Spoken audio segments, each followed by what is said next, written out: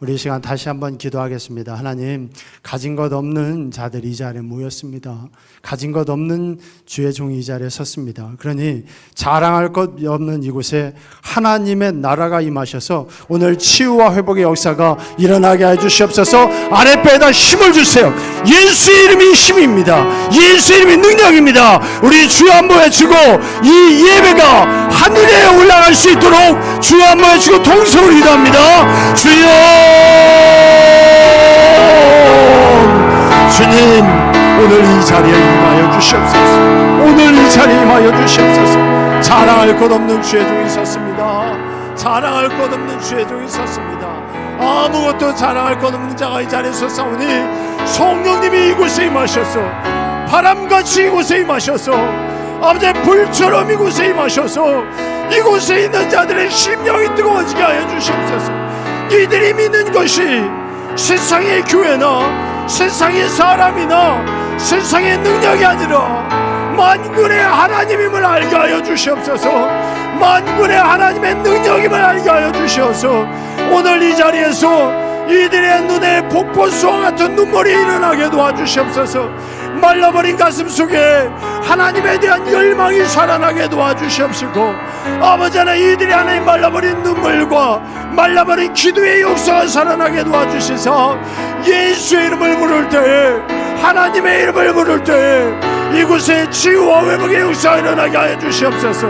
이곳에 하나님 놀라운 능력의 역사에 임하게 도와주시어서 예수 그리스도가 죽을 때, 그 이름 없는 자가 죽을 때 흘렸던 보혈의 피가 아버지 하나님 세상을 어둡게 만들었고, 이름 없는 자가 죽을 때에 아버지 그 보혈의 피로 죽었던 자가 일어났으며, 이름 없는 한 선지자의 피가 흘러낼 때 아버지 귀먹은 자가 듣고 보지 못하던 자가 들었으며, 아버지 세상이 깜짝 놀라는 놀라운 역사가 일어나며 휘장이 위에서부터 아래까지 찢어져 하나님을 볼 수 있는 놀라운 역사가 일어났던 것처럼 오늘 이 자리에서 주님의 놀라운 능력만 일어날 간절히 소망합니다. 아무것도 자랑할 것이 없는 자, 아버지 부끄럽고 원래 같은 자가 이 자리에서 싸우니 기드온처럼 아브라함처럼 자랑할 것 없는 이곳에 예수의 이름이 하나님 아버지 자랑이 되게 하시고, 성령의 이름이 자랑이 되게 하시고, 아버지의 눈물이 자랑이 되게 하시고, 아버지의 보혈이 자랑이 될 수 있는 그 놀라운 능력이 이 자리에 있게 도와주시옵소서.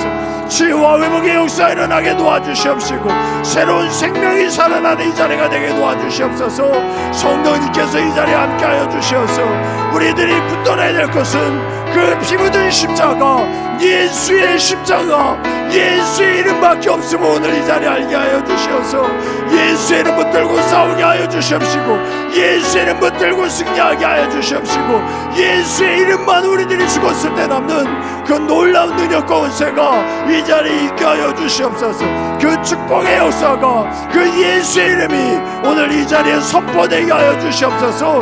예수의 이름을 명하노니 모든 좌절과 근심과 꺾어짐과 어둠의 역사는 예수의 이름으로 떠나가게 하여 주시옵소서. 예수의 이름으로 모든 병만을 떠나가게 하여 주시옵소서. 예수의 이름으로 모든 좌절을 떠나가게 하여 주시옵소서. 예수의 이름으로 모든 하나님 아버지 단절은 하나님 앞에 떠나가게 하여 주시옵소서. 예수의 이름으로 모든 하나님의 부족함은 떠나가게 하여 주시옵시고, 오직 예수의 이름으로 오늘 승리있게 하여 주시옵시고, 예수의 이름으로 오늘 일어나며 예수의 이름만이 남는 오늘 저녁이 되게 도와주시옵소서. 그 능력과 권세가 그 예수의 이름이 선포되는 오늘의 저녁이 되게 도할 걸 믿습니다. 주님 함께 해주시고 축복하여 주시옵소서. 사랑과 은혜가 많으신 하나님, 열심히 싸웠고 목숨을 걸었으나 혹시라도 내 힘과 지혜 때문에 하나님의 이름이, 하나님의 영광이 조금이라도 상처가 날까봐 아무것도 갖지 않았던 아브라함의 그 놀라운 역사가 이 자리에 나타나기를 원합니다. 사람의 수를 자랑하지 않고 무기를 자랑하지 않고 여호와의 이름을 드높이기 위해 철저하게 낮아지며 두려움 속에서 했던 기드온의 그 놀라운 역사가 오늘 이 자리에 나타나길 간절히 소망합니다. 이름 없는 자가 섰습니다. 아무것도 자랑할 것 없는 자가 섰습니다. 하지만 이렇게 이름 없는 자도 여호와가 함께 하시며 하나님의 능력이 함께 하시며 그 치유와 회복이 나타남을 드러내 주시어서 힘없는 자들이 예수의 이름으로 일어나게 하여 주시옵소서. 세상에서 능력 없는 자들이 예수의 이름으로 능력을 드러내게 하여 주시옵소서. 세상의 모든 것들이 단절됐던 자들이 예수의 이름으로 단절됨을 끊어내게 하여 주시옵시고 저주를 받고 축복이 되게 하여 주시옵소서. 오늘 이 자리가 성령님이 임하셔서 치유와 회복의 역사가 일어나게 도와주시사 2000년 전에 살아계시던 예수 그리스도의 이름의 능력이 오늘 이 자리에서도 성령님을 인하여 동일하게 나타남이 예수의 이름으로 선포되게 하여 주시옵소서. 오직 주님만 드러내 주시고 주님께서 치유와 회복의 역사를 이루실 걸 믿사옵고 예수님의 이름으로 감사하며 기도합니다. 아멘. 아멘. 네, 오늘 말씀 보지요. 오늘 말씀 보고 난 다음에 여러분들 최선을 다해서 우리 기도하려고 그럽니다. 여러분들 바쁘신 분들은 예배 끝난 후에 가시고 꼭 안수받기로 원하신 분들은 나오세요. 그러면 제가 정말 최선을 다해서 예수의 이름으로 오늘 같이 기도하고 그리고 통성으로 우리 기도하도록 그렇게 하겠습니다. 오늘 본문의 말씀은 노아 홍수 심판에 대한 이야기입니다.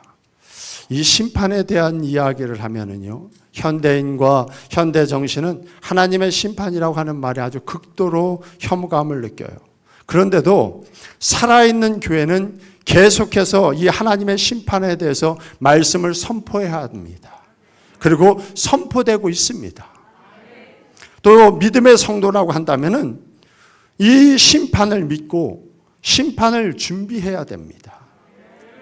현대인들과 현대 정신은 하나님의 심판이라는 말에 아주 극도로 혐오감을 느끼고 있는데 왜 하나님께서는 심판에 대해서 선포하라고 하시고 그리고 선포되고 있고 성도들은 이 심판을 듣고 그리고 이 심판을 준비해야 됩니까?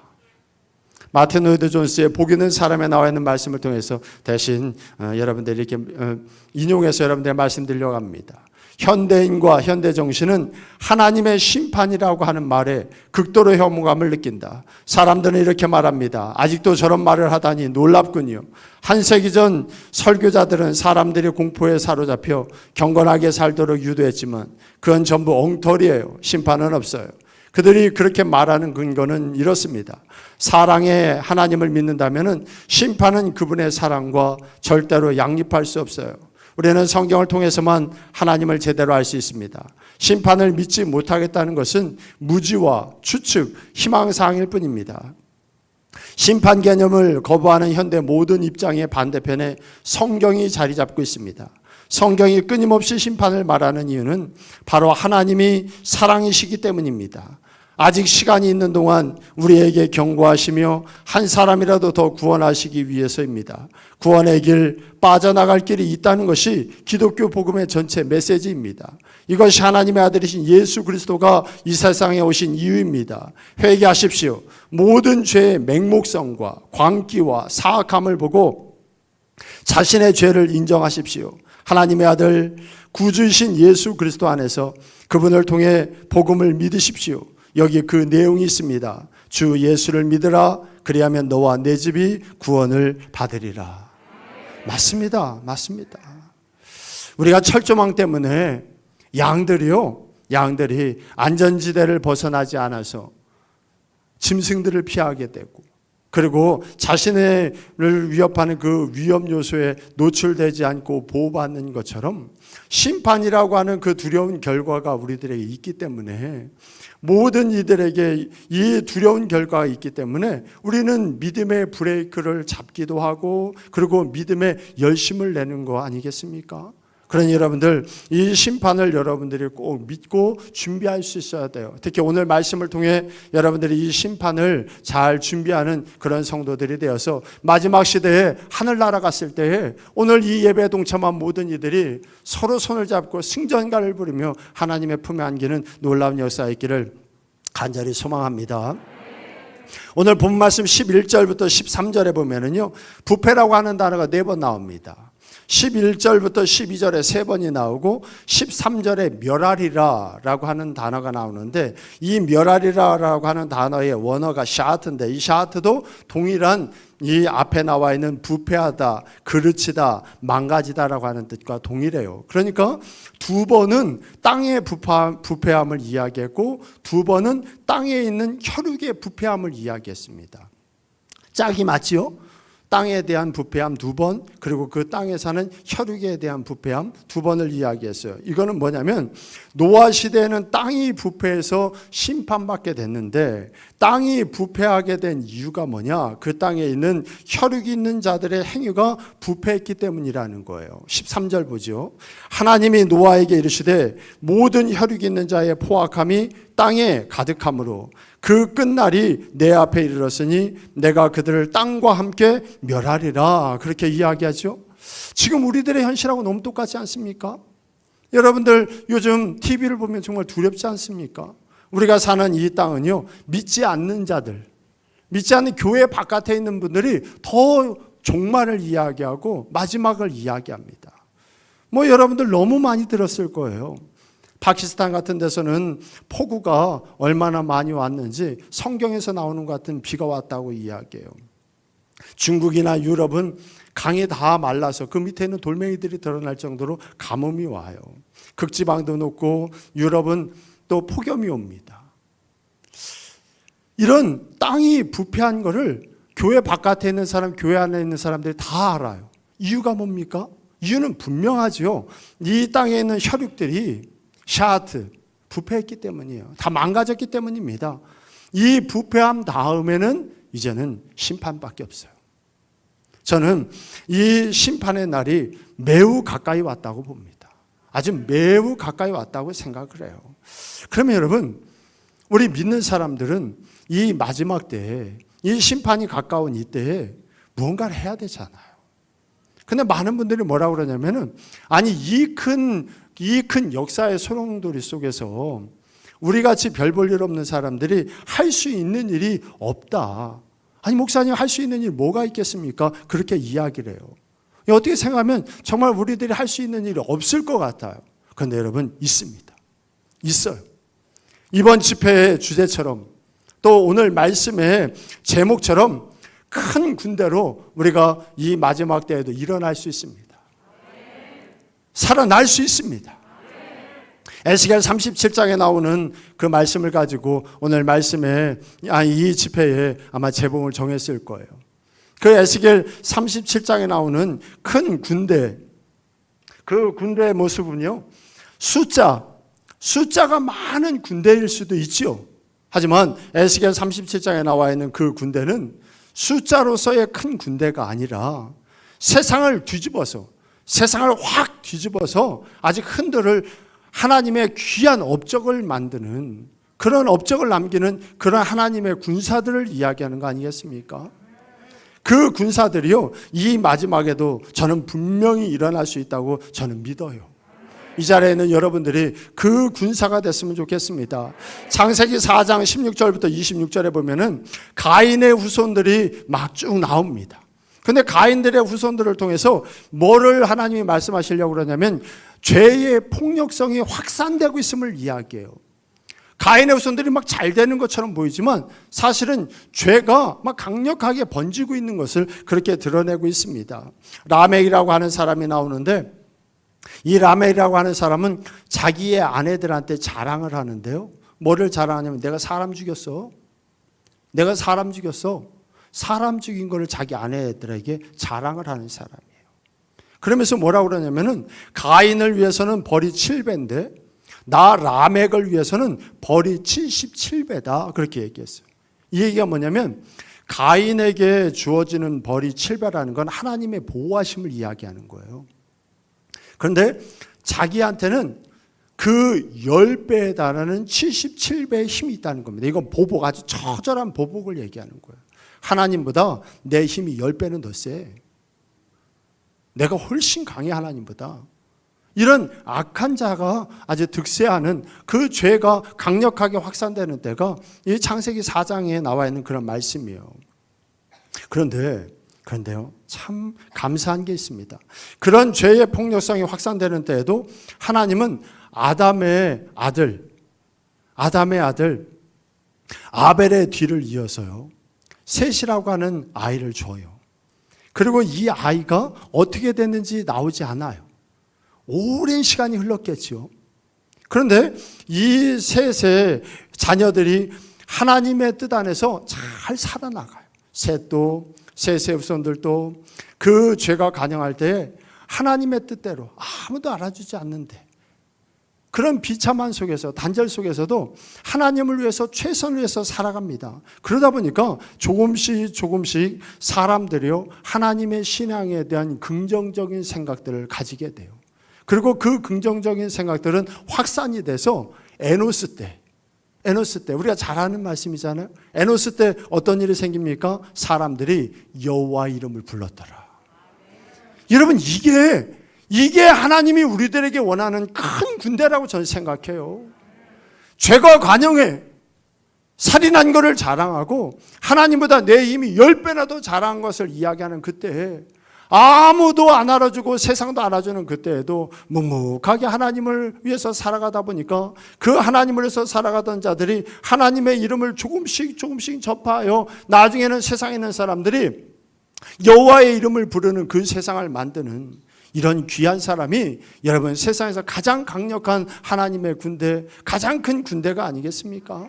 오늘 본문 말씀에서도 마찬가지죠. 오늘 본문에 나와 있는 이 노아의 시대상은 우리가 잘 아는 말씀입니다. 먼저 6장 5절 보면 여호와께서 사람의 죄악이 세상에 가득함과 그의 마음으로 생각하는 모든 계획이 항상 악하다.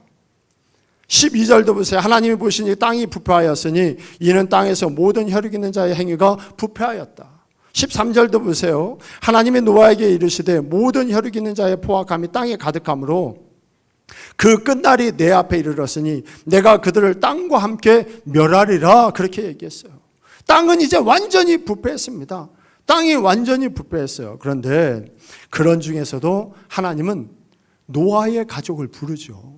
그리고 노아의 가족을 통해 그 시대를 이기고 하나님의 이름을 드높일 수 있는 능력을 줍니다. 창세기 6장 7절과 8절, 창세기 6장 7절과 8절, 이르시되 내가 창조한 사람을 내가 지면에서 쓸어버리되 사람으로부터 가축과 기는 것과 공중의 새까지 그리하리니 이는 내가 그것들을 지었음을 한탄함이니라 하시니라. 그러나 노아는 여호와께 은혜를 입었더라. 하나님이 모든 것들이 다 부패해서 내가 이것들을 멸망해 버려야 되겠다 생각하는 그때에, 구원받은 사람이 하나도 없는 그때에도 노아만큼은요 하나님의 은혜를 입었대요. 이 하나님의 은혜를 입었다는 얘기는 뭐겠습니까, 여러분? 하나님께서 노아만 특별한 은혜를 더해줬다라는 얘기도 되겠지만, 하나님이 주신 그 은혜를 노아의 가족만은 특별하게 받아들여서 시대를 이길 수 있는 원동력으로 삼았다는 얘기 아니겠습니까? 너무나 많은 성도들이요, 은혜를 이야기할 때 행위를 제거해 버려요. 더 나아가서는 이 은혜에 어떤 육체의 행위를 더하게 되면은요, 이 은혜에 육체의 행위를 수반하게 되면은요, 이게 죄라고 이야기를 합니다. 쉽게 얘기해서 믿음은 마음으로만 믿어서 구원받아야지, 이 마음으로 믿는 믿음에 우리들이 행한 어떤 행위가 더해지면 이게 죄라고 생각하고 이거는 변질된 믿음으로 생각을 해요. 아닙니다, 여러분.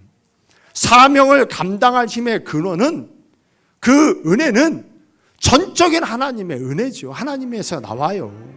그런데 그 하나님의 힘을 받고 난 다음에는 그 힘으로 하나님과 하나님의 형상을 닮은 자들을 위해서 일하라고 우리들에게 힘을 준 거예요. 이거는 한 짝인 겁니다. 이거는 뗄 수 없는 거예요. 근데 너무 많은 성도들은요, 하나님이 주신 은혜에 어떤 결단과 의지가 포함된 행위를 거부해버려요. 하나님은 그 반대를 이야기하시거든요. 내가 너희들에게 준 은혜를 가지고 너희들 결단해라. 의지를 가지고 싸워라. 그렇게 말씀하시는데 우리들은 아니라는 거예요. 여러분 9절 보세요. 오늘 읽은 9절. 이것이 노아의 족분이라. 노아는 의인이요 당대의 완전한 자라. 그는 하나님과 동행하였으니 그랬어요. 동행했다는 얘기가 뭡니까? 동행했다는 얘기가. 동행했다라고 하는 얘기는 같이 가는 사람과 같은 방향으로, 같은 속도로, 같은 거리를 갔다는 거 아닙니까? 하나님과 같은 방향으로, 같은 속도로, 같은 거리로 동행한 그의 행위가 있었기 때문에 그를 세상 사람들이 이야기할 때에 의인이라고 그러고 완전한 자라고 이야기한 거지. 하나님하고 전혀 동행하지도 않았는데 무슨 의인이 되겠어요? 하나님하고 전혀 동행하지도 않았는데 어떻게 하나님께서 당대에 완전한 자라고 하는 평가를 내리겠냔 말이에요. 반드시 우리들의 행위가 동반돼야 됩니다. 그래서 6장 22절, 7장 5절에 반복되는 말씀이 노아가 하나님이 자기에게 명하신 대로 다 준행하였더라 그렇게 이야기했어요. 이 준행의 모습은요, 방주가 완성되어서 심판대 앞에 설 때까지 여러분 지속돼야 됩니다. 한두 번 순종하고 멈추거나 아니면은 크고 강력한 순종 후에 만족하는 준행이 아니에요. 많은 사람들은 이 노아가 하나님에게 순종하고 하나님의 법을 준행했던 그 기간을 120년으로 이야기합니다. 그런데 말씀대로 본다면 120년은 잘못된 거라고 저는 생각을 해요. 왜냐하면 노아가 새 아들을 낳을 때가 창세기 5장 32절에 보면 500세였다 그러거든요. 그리고 방주가 물에 뜰 때 홍수가 일어날 때가 7장 11절에 보면 노아의 나이가 600세였다 그렇게 얘기해요. 그러면 아이를 낳아서 노아의 홍수가 일어날 때까지 100년이에요. 그런데 이 아이들은, 3명의 아이들은 결혼을 했어요. 그럼 10살에 결혼했다 해도 한 90년, 20살이면 80년. 근데 여러분, 저는 이게 더 놀랍더라고요. 마치 저한테 하는 이야기 같아요. 힘과 능력이 생긴 다음에 이제 내 자신을 지킬 수 있는 힘이 생기고 난 다음에 주어지는 그 시간 같더라고요. 7, 80년 동안 너는 죽을 때까지 최선을 다해라. 녹슬어서 없어지는 자 되지 말고 하나님이 명령하신 그 방주를 짓기 위해 죽는 그 순간까지 싸워라. 그 시간처럼 우리들에게 느껴지더라고요. 창세기에 보면 톨레로트라고 하는 그런 구문으로 시작된 10개의 주요 단락이 있습니다. 여러분들 아마 새벽에 생명의 삶을 이렇게 보신 분들은 다 아실 거예요. 창세기에 보면은 톨레도트라고 하는 구문으로 된 10개의 주요 단락이 있습니다. 이 10개의 단락을 통해 하나님의 통치함 속에 새로운 시작과 멸망이 이루어졌다는 걸 하나님은 창세기를 통해 우리들에게 말씀해 주시는 거예요. 노아는 끊임없는 순종으로 멸망을 면하고 땅을 차지해서 조금 전에 말씀드렸던 그 톨레도트, 새로운 바로 인류의 시작을 만들었어요. 이 톨레도트를 우리나라 성경에는 원래는 시작, 기원 그런 뜻인데 우리가 보는 성경에는 족보, 내력으로 나오거든요. 여러분들 한번 봐보세요. 이 노아가 새로운 시대, 새로운 톨레도트를 열었다라는 것을 6장 9절에 나옵니다. 우리 같이 봉독합니다. 이것이 노아의 족분이라. 아무도 하나님을 믿지 않을 때, 아무도 하나님에게 순종하지 않을 때 노아 가족들은 하나님에게 순종해요. 그랬더니 그게 새로운 톨레도트, 새로운 시작이 되고 새로운 창조가 됐다라는 거예요. 여러분 우리들에게 그런 일이 생겼으면 좋겠어요. 히브리서 11장 7절에도 마찬가지입니다. 히브리서 11장 7절입니다.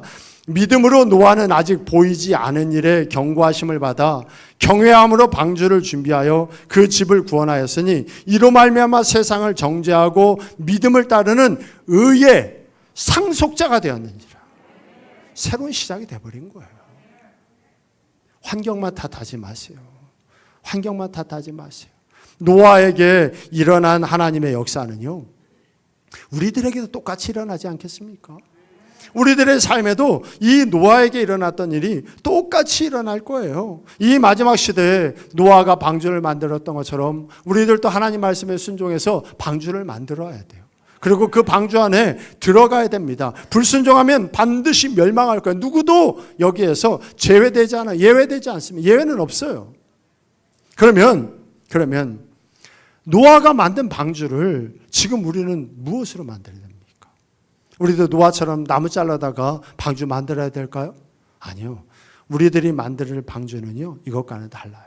그러면 도대체 이 마지막 시대에 우리가 만들어야 될 방주는 뭐고 우리가 들어가야 될 방주는 뭐겠습니까? 너무 당연하죠. 우리가 들어가야 될 방주는 예수님이에요. 예수님. 너무 당연해요. 이건 너무 당연해. 오직 예수님만이 우리들이 들어갈 방주고 그 말씀에 순종하여 살아가는 것이 방주를 만드는 일인 거죠. 요한복음 14장 6절 너무나 잘 아는 말씀이에요. 내가 곧 길이요 진리요 생명이니 나로 말미암지 않고는 아버지께로 올 자가 없느니라. 사도행전 16장 30절 31절 선생님이요 내가 어떻게 하여야 구원을 받으리까 하거늘 이르되 주 예수를 믿으라 그리하면 너와 내 집이 구원을 받으리라 그랬어요. 이단의 교주나 어떤 목사나 어떤 단체가 아니에요. 속이는 자나 속고 따르는 자나 그들의 끝은 멸망이고 지옥입니다. 방주는 예수님이에요. 방주에 들어가지 않은 자들은요, 어떤 자도 다 예외 없이 죽었어요. 아무리 많이 알아도 많이 가졌어도 그 방주가 아닌 곳에 있던 자들은요 다 죽었어요. 이 마지막도 마찬가지입니다.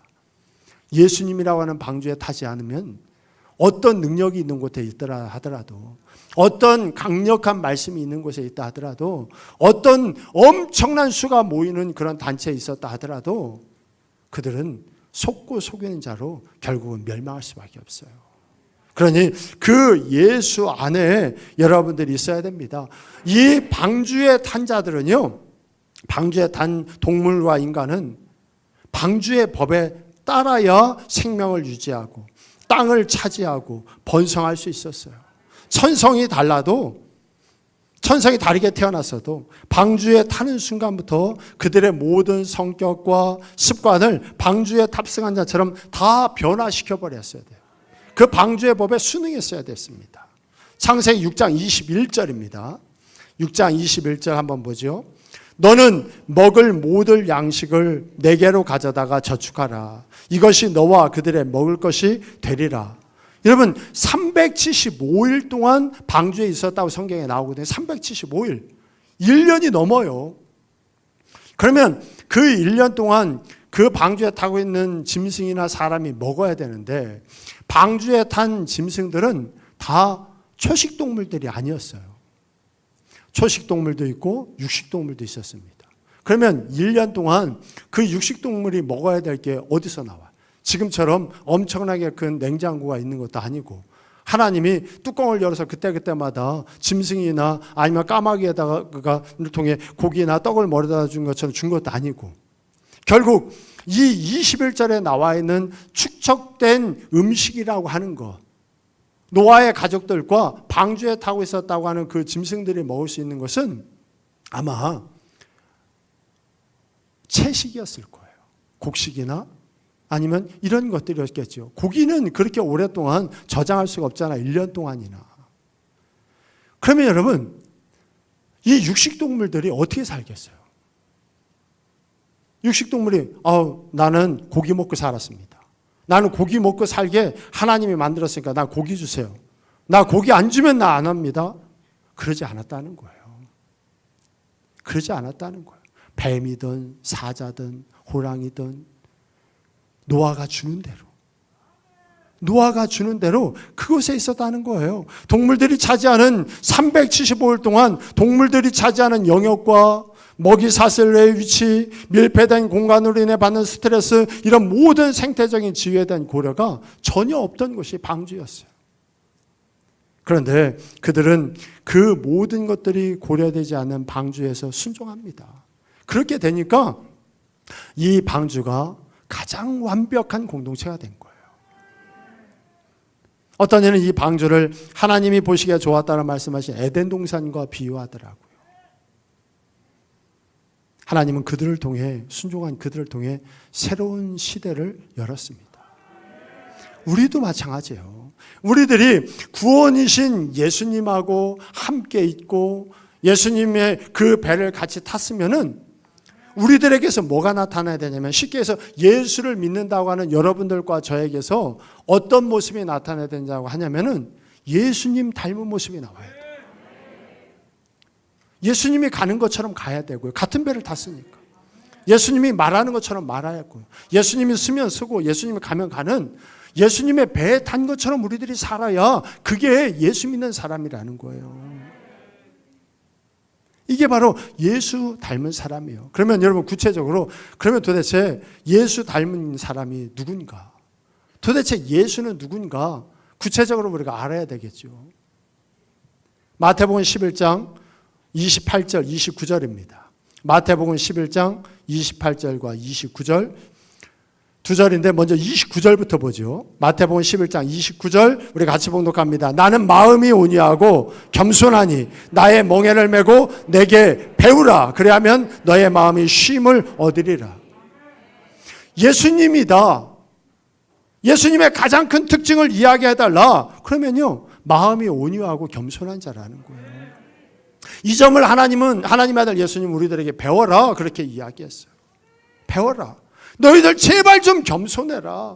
너희들 제발 좀 온유해라. 이게 내 마음이야. 이게 나야 라고 예수님은 지금 이야기하셨다는 거예요. 그러면 여러분, 우리 그리스도인들은 온유해야 되잖아요. 우리 그리스도인들이 가져야 될 최고의 덕목은 이 온유함과 겸손함이어야 되잖아요. 근데 여러분들 솔직히 여러분들의 가슴에다 손을 얹고 여러분들 온유합니까? 여러분들 온유해요? 우리는 이 온유함을요 착각하더라고요. 우리가 날마다 봉독하는, 날마다 읽고 있는 산상수훈, 마태복음 5, 6, 7장. 그 산상수훈에서도 세 번째가 온유함이거든요. 온유한 자는 복이 있나니 그들이 땅을 기업으로 받을 것입니다. 근데 이 온유를요, 우리 믿는 사람들이 잘 이해를 못해요. 잘못 알고 있더라고요. 온유하다라고 이야기하면 연약하다고 하는 이미지로 생각해요. 양과 같이 순한 거, 마음이 곱고 순한 거, 나아가서는 허약한 거, 무기력한 거, 줏대 없는 거, 이게 온유한 걸로 알아요. 대표적인 사람이 하나가 역대하 17장에 나온 여호사밧이라고 하는 왕을 뽑을 수 있을 겁니다. 이 여호사밧이라고 하는 왕은요, 요시야 왕이나 히스기야 왕처럼 아주 역사의 위대한 왕으로, 선한 왕으로 이름을 남길 수 있는 아주 귀한 사람이에요. 하나님의 말씀을 철저하게 순종하고, 그리고 제단을 회파하고, 그리고 백성들을 돌보고 성을 강하게 만들었던 사람입니다. 그런데 이 사람이 역대하 18장으로 가면은요, 너무 온순해. 너무 착해. 그러니까 어느 날 아주 못된 먹은 이웃 나라의 왕이, 당신 하나님 믿잖아요. 당신 착하잖아요. 그러니 나 좀 살려달라. 우리 집에 딸이 하나 있는데 우리 딸 좀 구해달라. 그래서 우리 딸하고 당신 딸 아들하고 결혼 좀 시켜갖고 우리 살자. 너무 착하거든요. 이게 하나님의 율법으로 비춰보면 같이 하면 안 돼. 하나님도 안 믿고 하나님을 무시하고 하나님 믿는 사람들을 죽이고 선지자들을 괴롭히는 그런 왕이니까 안 됩니다. 하나님의 말씀에 같이 하라고 그러지 않았습니다. 끊어야 되는데 너무 착해. 온유해요. 그러니까 사돈을 맺어버려요. 이 사돈을 맺어버리고 전쟁터에 나갑시다 그러면 전쟁터에 나가버려요. 그러다가 결국 자기 자신에게 주어진 큰 축복을 잃어버리게 됩니다. 그 악한 자가 누구냐면 성경에서 가장 악한 왕 중에 하나인 아합이에요. 아합. 이세벨의 남편 아합. 이 이세벨과 아합의 딸을 이 여호사밧이 며느리를 맞이한 겁니다. 그러니 그 아들이 뭐가 되겠어요? 남자들 똑똑해봐야 소용없어요. 이 여자분들이 다 휘어잡게 돼 있습니다. 여자분들이 완성도가 높거든요. 다 휘어잡아요. 남자들은 흙으로 만들었고 여자들은 뼈대기로 만들어갖고 이게 못 이겨요. 남자는 여자 못 이겨요. 그러니 아무리 좋은 아버지를 두면 뭐합니까? 그 여자에게 넘어가고요. 악한 왕이 돼버려요. 아주 악한 왕이 돼버립니다. 그것으로 끝난 게 아니라 이 아합의 딸인 아달랴가 아이를 낳았는데 이제 손자죠. 아시아라고 하는 이 손자를 낳았는데 아니 어머니가 그렇게 못된 여자니 뭘 배우겠어요. 음란하고 하나님 무시하고 율법을 지키지 않는 어머니를 뒀으니 그 아들이 뭐가 되겠습니까? 똑같은 길을 가죠. 그러니 하나님도 그를 죽여버려요. 그러면 이제 깨달아야 되는데 이 아달랴가 이대로 있으면 안 되겠거든요. 그러니까 하나님의 종, 이 유다 집의 왕족들의 씨를 진멸시켜버려요. 이게 성경에 나온 그대로입니다. 그대로 나와요. 역대하 22장 10절에 보면 유다 집의 왕국의 씨를 모두 진멸시키고 자기가 왕이 되어버려요. 하나님의 나라인 유다에 악한 아합의 씨가 왕이 돼서 이스라엘 나라를 다스려버려요. 이게 성경에 나온 이야기입니다. 이게 온유함이 아니에요. 우리 믿는 사람들이 이런 분들 얼마나 많습니까? 너무 착해서 보지 말라는 것도 누가 보라고 그러면 다 봐요. 하지 말라는 것도 너무 착해서 다 해. 그래 놓고요. 이 여호사밧처럼 망했다고 하나님 탓합니다. 그건 하나님 탓이 아니라 여러분들이 온유함을 착각해서 그래요. 온유함이라고 하는 것은 프라우스라고 하는 단어를 썼는데 이 프라우스라고 하는 이 히브리어 원어는요. 부드럽다, 겸손하다, 사려 깊다, 예의 바르다라는 모든 의미를 가지고 있습니다. 다시 얘기해서 이 온유하다라고 하는 프라우스라고 하는 말은 뭐냐면 이 사람이 다른 사람과의 관계 속에서 특별히 통제하기에 어려워 보이는 상황을 맞이했을 때에 자기 자신을 스스로 통제하는 힘을 이야기합니다. 자기 자신을 스스로 통제하는 힘, strength under control. 통제할 수 있는 힘을 통제하고 있는 상태, 그게 바로 온유함이라는 거예요. 이걸 어떤 목사님은 설명을 하는데 군마에 빗대서 설명을 하는데 비유를 하시는데 참 맞다 생각이 들더라고요. 여러분 군마는 전쟁터에 나가는 말입니다. 그런데 이 말은 막 화살도 날아다니고 불 속에도 뛰어들어야 되고 고함 소리에도 뛰어들어야 되잖아요. 그러면 그런 말을 잘 듣는 말이야 되니까 집에서 나서 집에서 키운 말을 군마로 쓸 것 같은데 그런 말들은 평탄하게 태어나서 평탄하게 자란 말은 군마로 못 쓴대요. 왜냐하면 겁이 너무 많은 거예요. 겁이 너무 많아서 그런 환난과 고난을 견딜 수 있는 힘이 없답니다. 그러면 군마는 누가 쓰느냐? 어떤 말을 쓰냐? 아주 못돼 먹은 야생마를 잡아온대요. 길들이기 힘든 야생마. 그래서 그 야생마를 채찍과 당근으로 훈련을 시키는 거예요. 걷는 연습, 서는 연습, 가는 연습, 멈추는 연습, 뛰는 연습. 그 야생마를 훈련을 시켜요. 그러고 나면 길들이기 힘든 이 군마가 훈련이 되고 나면은요, 이제는 뭐 화살이 날아다니고 비명이 붙이고 불이 일어나도 그렇게 자랐으니까 마음속에 그 힘이 있고 그 두려움에 맞섰던 능력이 있으니까 전쟁터를 후비고 다니는 군마가 된다라는 거예요. 이게 바로 여러분 온유함입니다. 이거를 예수님의 그 삶을 통해 이사야 선지자는 이사야 42장 2절과 3절에 이렇게 말씀했어요. 그는 외치지 아니하며 목소리를 높이지 아니하며 그 소리를 거리에 들리게 하지 아니하며 상한 갈대를 꺾지 아니하며 꺼져가는 등불을 끄지 아니하고 진실로 공의를 시행했다. 상한 갈대는요 어린아이도 꺾어요. 그거 상한 갈대는 어린아이도 꺾죠. 뭐. 그런데 하나님의 아들 예수님은 얼마나 큰 힘이 있겠습니까? 그런데 그 상한 갈대를 꺾지 않는다는 거예요. 상한 갈대를 꺾지 않고 오히려 소중하게 보살피신다는 겁니다. 이게 연약함이에요. 아니 연약함이 아니라 이게 온유함이에요. 또 꺼져가는 등불 훅 불으면 꺼져져 버리죠. 뭐. 오히려 세상 사람들 훅 불어 꺼버리는 것이 힘이라고 이야기합니다. 근데 우리 하나님의 아들 예수님은 이 꺼져가는 등불을 소중하게 여기고 두 손으로 바람을 막는 것처럼 막아주시고 막으며 보호하시고 그리고 심지를 매만져서 잘 타오르도록 그렇게 도와주신다는 거예요. 이게 온유함이라는 겁니다. 우리 예수님이 힘이 없습니까? 연약해서 십자가에 매달렸습니까? 아니거든요.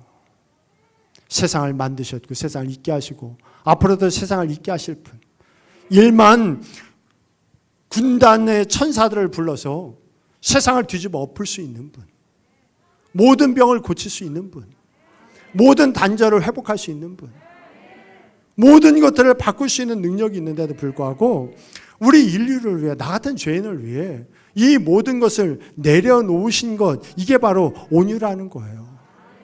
아까 말씀드렸던 방주도 마찬가지 아닙니까? 방주 안에 있던 모든 동물들이 육식동물이든 초식동물이든 길든 짧든 그 짧은 좁고 불편한 공간 속에서 서로를 내려놓고 노아의 말에 훈련되고 온유해졌으니까 그것이 천국이 되고 그것이 가장 완벽한 공동체가 되는 거 아니겠습니까? 우리들도요, 이런 온유가 있었으면 좋겠어요. 우리들도 이 말씀처럼, 이 말씀에 오늘 이 집회의 전체적인 주제처럼 군사 아닙니까? 군대 아닙니까? 그러면요, 훈련 받아야 되는 거예요, 훈련. 저는 해병대에 나왔거든요. 해병대에 갔더니 이해할 수 없는 게 있더라고요. 저는 잘 걸어요. 그런데 걷는 연습을 시키더라고요. 저는 잘 뛰어요. 뛰는 연습을 시키더라고요. 저는 수영을 잘하거든요. 수영하는 연습을 시켜요. 20년 넘게 밥을 잘 먹었거든요. 밥 먹는 연습을 시키더라고요. 서게 만들고 걷게 만들고 앉게 만들고 모든 걸 처음부터 다시 다 훈련시켜요. 모든 사람이 똑같은 보폭으로, 똑같은 방향으로, 똑같은 신호에 움직이도록 만들더라고요. 그게 군대예요. 여러분들이 하나님의 군대가 되고 싶다고 한다면 하나님의 말씀에 훈련돼야 됩니다. 그런데 여러분들 아멘 하지 말아요. 훈련됐습니까? 교회에서 통제가 안 돼. 교회에서 통제가 안 돼. 교회는 다니는데 교회 오래 다닌 사람들은요, 통제가 안 돼요. 말씀 많이 한다고 하는 사람들은 통제 불능이에요. 목사님이 아무리 설득하고 이야기해도 안 돼요. 통제가 안 돼요. 훈련이 안 돼요. 아무런 걷는 연습, 서는 연습도 안 됐으면서 나는 잘 걷는데요. 나는 다 안 돼요. 훈련을 거부해버려요. 이 기도원에서도 마찬가지일 겁니다. 여러분들 오늘도 일어나고 앉고 했습니까? 앞으로 당기라고 했나요? 뭐 저 같은 사람 했으니까 오늘 안 했겠죠. 근데 다른 때 보면은 일어나서 앞으로 가라고 그러면요, 끄떡도 안 해. 끄떡도 안 해. 죄송한 말씀이지만 옆에 의자 있는데 옆에 의자에 옆에 보면은 노약자들 앉아달라고 그럴 거예요. 환자들 앉아달라고. 몸 아픈 분들 앉아달라고. 그런데 옆에 앉는 분들이요, 노약자 아닌 분들도 앉아요. 괜찮아요. 제가 안경이 여기만 잘 보이지 여러분들 잘 안 보이는 안경 써서 잘 안 보여요.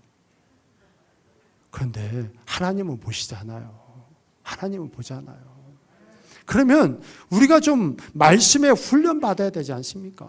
어쩌면 그렇게 사납고요, 어쩌면 그렇게 훈련이 안 되는지 모르겠어요.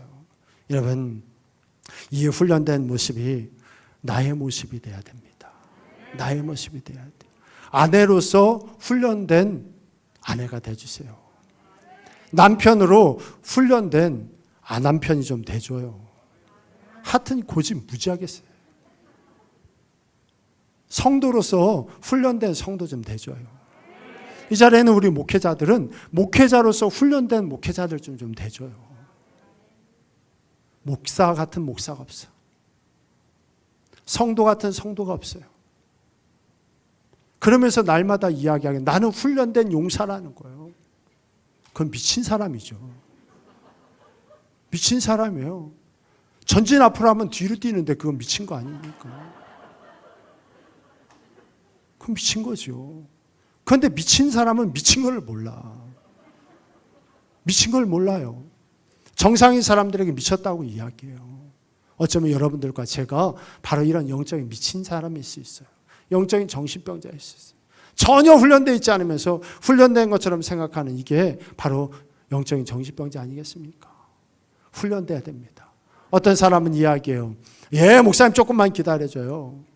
아직 때가 되지 않았어요. 조금만 기다려줘요. 조금만 있으면 내가 훈련돼요. 조금만 있으면 기다리면 제가 하나님을 위해서 일할게요. 내가 조금만 있으면 군대 될게요. 아니요. 여러분, 그 잘못된 생각입니다. 오늘 조금 전에 봤던 이 산상수, 마태복음 5장에 나오는 산상수하고 동일한 말씀이 누가복음 6장 21절에 나와요. 제가 잘 성경을 안 하는데 어떤 분이 저한테 강력하게 얘기하더라고요. 목사님 성경 많이 이야기하는데 찾다가 잃어버린대요. 그래서 성경을 오늘은 제가 우리 목사님한테 부탁해서 준비했습니다. 아마 뒤에 나올 거예요.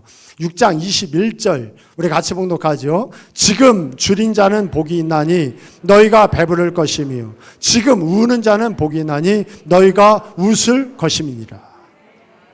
먼 날 그 어떤 때에 가서 나타내게 될 말씀이 아니라 바로 지금 현재에 내가 하고 싶은 이 모습을 이야기하고 있는 거예요. 내가 변화되어 있는 모습을 지금 하나님은 이야기하는 겁니다. 예수님은 앞으로가 아니라 지금 온유한 자가 되라고 이야기하는 거예요. 지금. 조금 전에 봉독했던 마태복음 11장 28절과 29절 중에 29절만 봤죠.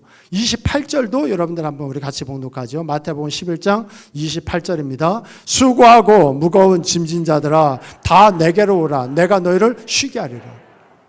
나중에 수고하고 무거운 짐질 자들아 내게로 와라. 그러지 않았어요. 수고하고 무거운 짐을 졌던 자들아 나에게 와라. 그러지도 않았어요.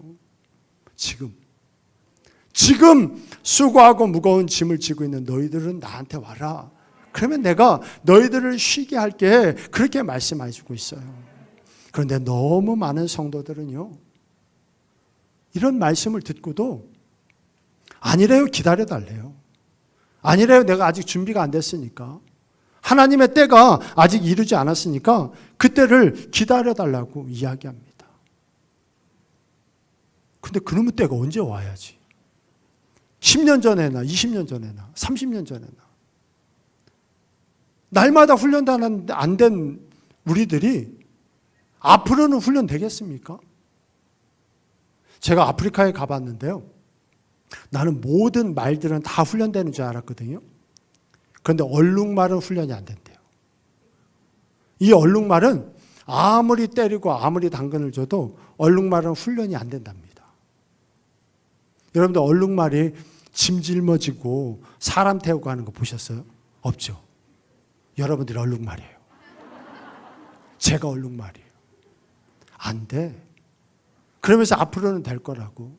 아까 우리 임진영 목사님이 기도하면서 표범인가 뭐가 그 점이 없어지지 않는 것처럼. 맞아요. 여러분들이랑 제가 지금까지 훈련이 안 됐는데 앞으로는 될 거다. 아니요. 그렇지 않아요. 지금 하셔야 돼요. 아주 작은 일이라도 지금 여러분들이 말씀으로 훈련되려고 해야 되는 겁니다. 지금. 아니 지금 내가 처해 있는 환경, 내가 처해 있는 그 현실, 내가 처해 있는 공간, 그 사람들이 도대체 하나님이랑 일할 수 없는데 어떻게 일합니까? 그러는데 여러분, 그곳이 바로 하나님이 일하라고 여러분들과 저에게 보내주신 곳이에요. 구약성경에 보면은 자연적, 이 내추럴이라고 하는 이 단어가 없어요. 자연적이라고 하는 단어가 없어요. 그리고 다 어떤 단어가 써졌냐면 피조물이라고 하는 단어하고 창조물이라고 하는 단어만 나와요. 왜냐? 이 세상에 보이는 이 시공간과 그 속에 있는 이 세상에 있는 모든 것들은 자연적으로 생긴 것, 우연적으로 생긴 것은 없다는 거죠. 다 하나님이 창조하셨다라는 거. 계획하고 창조했다. 그러면 여러분들과 제가 있기 싫은 이곳, 고통스럽고 피하려고 하는 이 방주와 같은 현실과 공간과 사람들도 아무런 이유 없이 하나님이 우리들에게 주시지 않았다는 거 아니겠습니까? 분명한 이유가 있다는 거죠. 분명한 이유가 있다는 거예요. 그러면 그곳에 하나님의 계획이 있다 그러면 그곳에서 하나님의 통치를 받고 있고 선한 싸움을 싸우고 있는 것을 여러분들이 바로 가장 가까이 있는 사람들에게 보여줘야죠.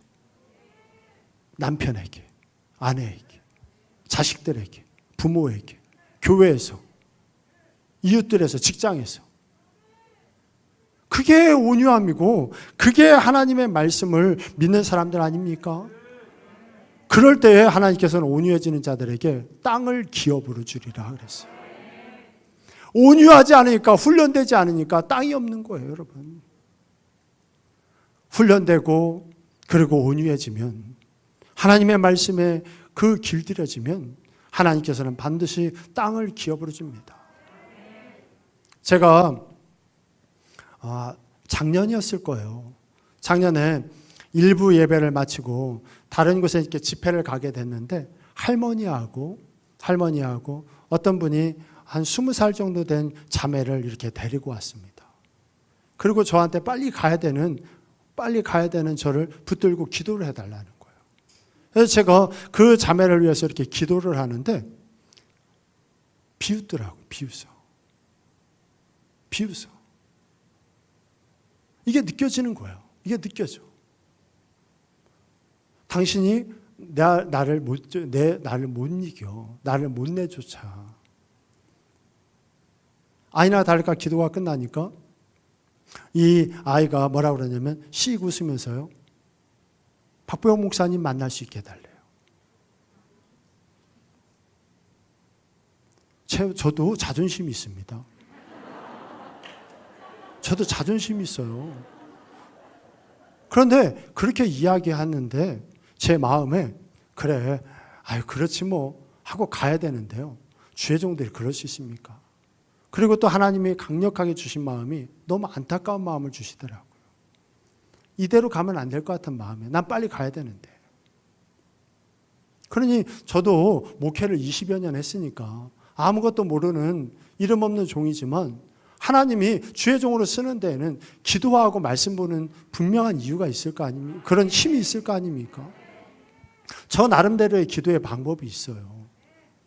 하나님 만났을 때를 생각하고 그 십자가를 생각하고 그 보혈의 피가 흘러내려 치유와 회복이 일어날 때를 생각하며 기도할 때 하나님의 역사가 나타나거든요. 그리고 얼른 마음으로 기도하고 그 자매를 봤는데 그 자매의 손목이 보이는 거예요. 그 자매의 손목이 보여요. 그리고 제가 그 자매한테 얘기했어요. 너 혹시 손목 긋니? 근데 그 자매도 깜짝 놀랐지만 그 옆에 있던 다른 그 같이 온 분 나중에 보니까 이모하고 할머니예요. 더 놀라는 거예요. 우리 애는 절대 그런 거 안 한다는 거예요. 우리 애는 절대 그런 거 안 한다는 거예요.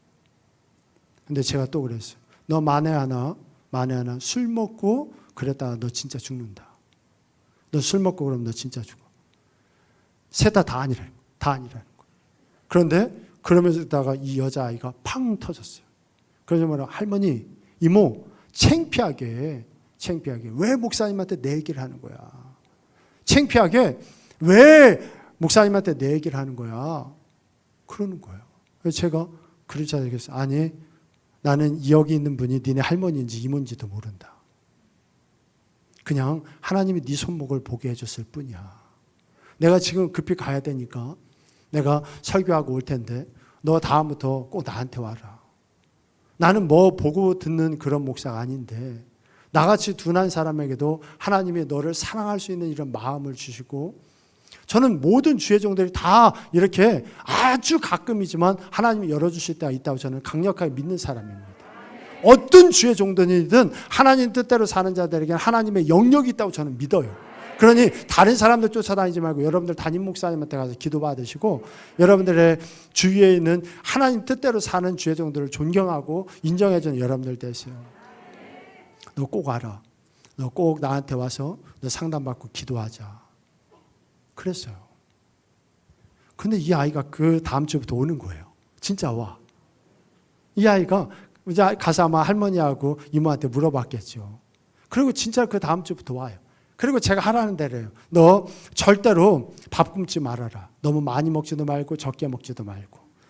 이건 다 박보영 목사님한테 우리들이 배운 거예요. 박보영 목사님 상담할 때 우리가 바깥에서 이렇게 바깥에서 듣거든요. 들으면서 배워요. 아마 우리 목사님들 다 그렇죠. 금식해서 낫겠다고 밥 굶지 말아라. 적당하게 음식을 먹어라. 그리고 땀이 날 정도로 운동을 해라. 그리고 의사 선생님이죠. 전문가에게 상담을 하고 전문가가 지어주는 약을 먹어라. 너무 세면 좀 약하게 하고 약하면은 강하게 하고 그 조절은 해도 꼭 약을 의사 선생님이 먹으라는 대로 6개월이면 6개월, 1년이면 1년, 2년이면 2년 먹어라. 그리고 혼, 영과 육과 혼으로 되어 있으니까 혼은 좋은 사람들, 좋은 장소에 있을 때 영향을 받으니까 음란하고 더럽고 추한 그런 곳에 자꾸 가지 말고 정말 하나님 사랑하는 순결하고 좋은 사람들과 함께해라. 이런 것들을 같이 해야 된다. 그렇게 이야기를 했어요. 이 아이가 그렇게 하는 거예요. 그렇게 하기 싸우기 시작하는 거예요. 날마다 이제 오고 일주일에 한 번만 오라고 그랬는데 여러 번 오고 저랑 이야기하고 그러더니 이 아이가요 마음에 희망이 생겼어요.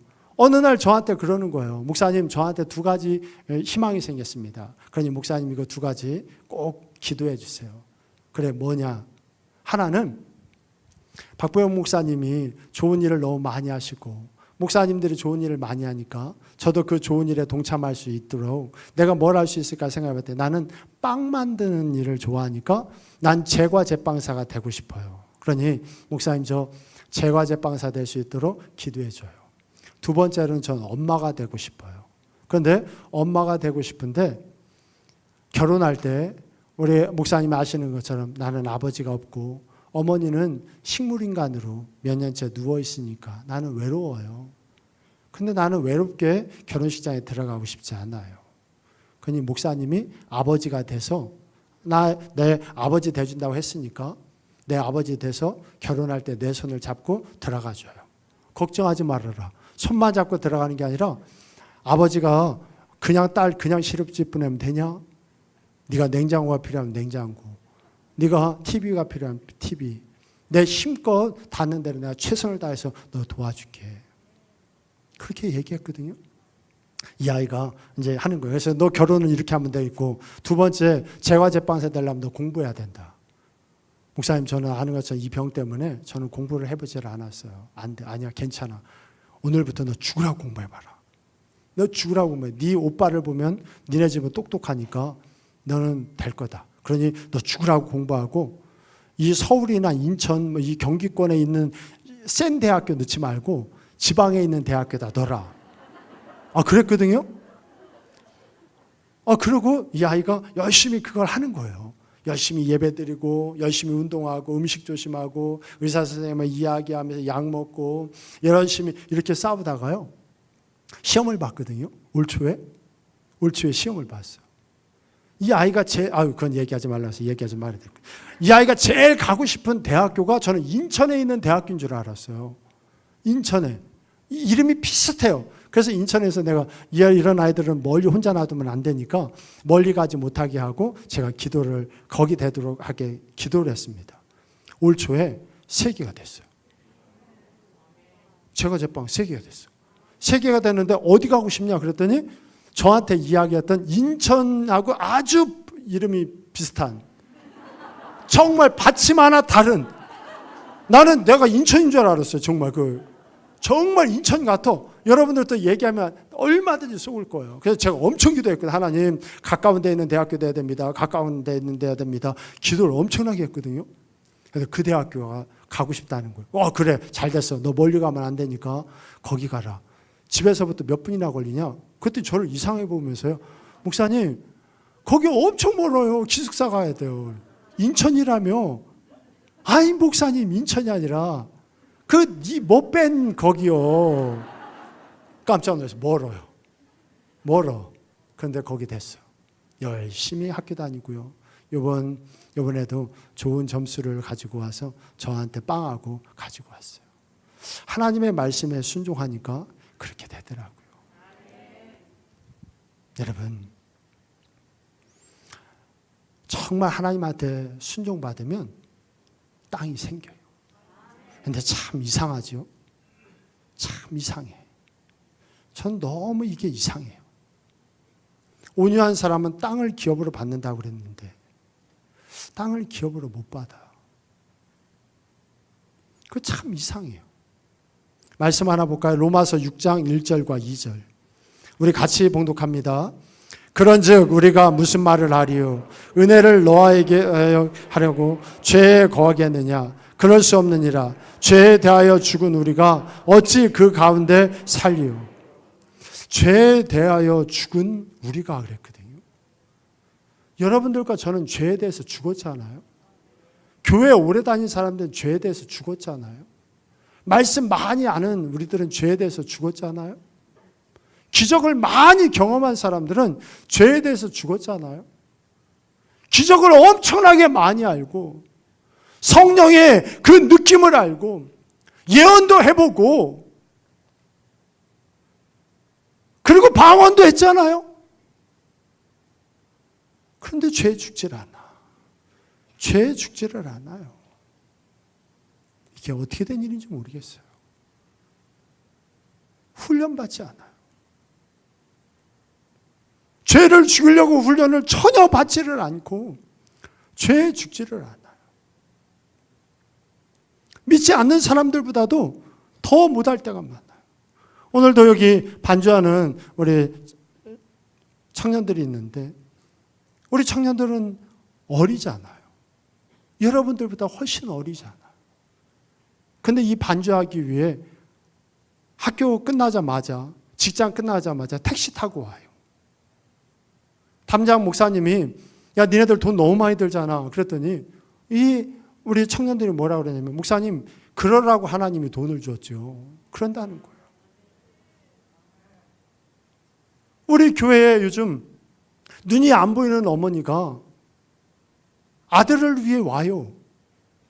요양보호사 하시는 우리 성도님이 목사님이 와서 한 번만 말씀을 전해주시면 예수님 믿을 것 같대요. 그래서 그거 왜 안 갑니까?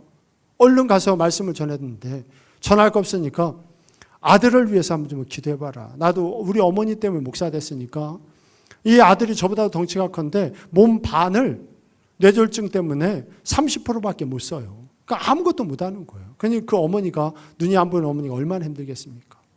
이 어머니가 단 한 번 신방 갔는데 서울에 사시거든요. 매주 저희 방주교회로 와요. 지난주인가 지지난주는 아들이 무슨 일이 있어서 못 온다고 눈도 안 보이는 분이 사람들에게 물어 방주교회로 오셨더라고요. 그런데 그러면서 죽으라고 죄와 싸우고 죄를 죽이려고 싸우는데 이상하죠? 참 이상하죠?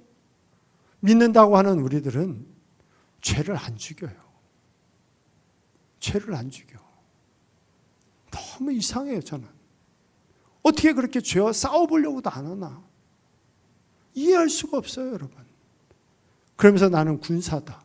나는 하나님을 잘 믿는데 왜 땅을 안 주냐고 그렇게 이야기해요. 여러분, 이제 우리 기도하겠습니다. 우리 기도할 때 하나님, 우리는 예수의 방주에 탄 자들인데 죄에 대하여 죽었다고 하는 자들인데 여전히 죄를 짓고 있습니다. 여전히 죽지 않습니다. 성령님께서 통제하지 않는 삶을 살고 있습니다. 나를 죽이시고 성령님께 통제받는 온유한 삶을 살게 해 주시옵소서. 주여 한번 외치고 통성을 기도합니다.